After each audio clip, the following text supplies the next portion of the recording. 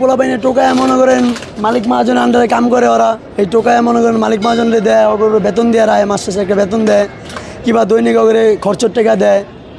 এই হিসাবে মনে করেন ওরা অনুভূতি থাকে। পোলা বাইন বাসাতে পোলায় পরে এই গাড়ি বোতল মোতল টোকায় অনেকজনে এই গাড়েই থাকে।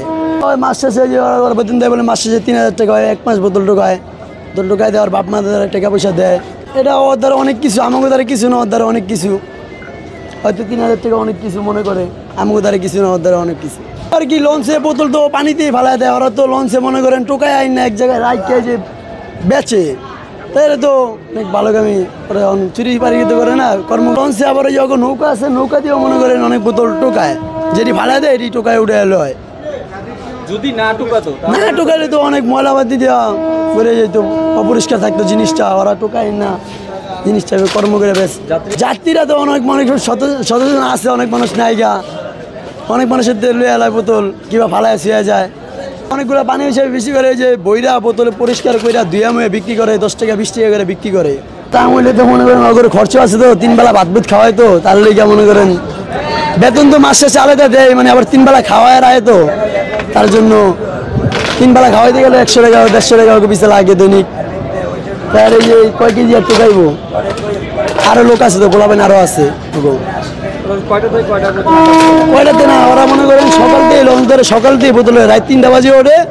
ওই সারাদিন লঞ্চ এলে পোলাবেন তো অনেকটাই আছে, সারাদিন লঞ্চ ধরে, ওই না ধরে আরেকজন ধরে যে ব্যবসায়ী মনে পোলাবেন যে টোকায় মনে করেন লঞ্চে নিয়ে বেচে, এই অনেক জায়গায় নিয়ে বেচে, দেওয়া করে একটা বেতন দিয়ে রাখছে।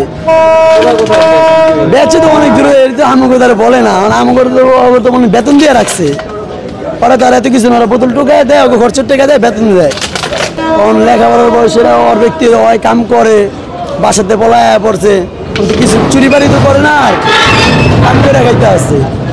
একটা মনে করেন সৎমা আছে, কিংবা সৎমা বাপে খেদায় দেয়, মায়ে খেদায় দেয়, এই ছিল ওরা পলায় পড়ে বাসাতে। অনেক মানুষই আছে সদরঘাটে, ভালো ফ্যামিলির লোক আয়া পড়ে, পলায় আয়া সদরঘাট বোতল ঢোকায়, কেউ পানি বেছে, কেউ উপরে থাকে।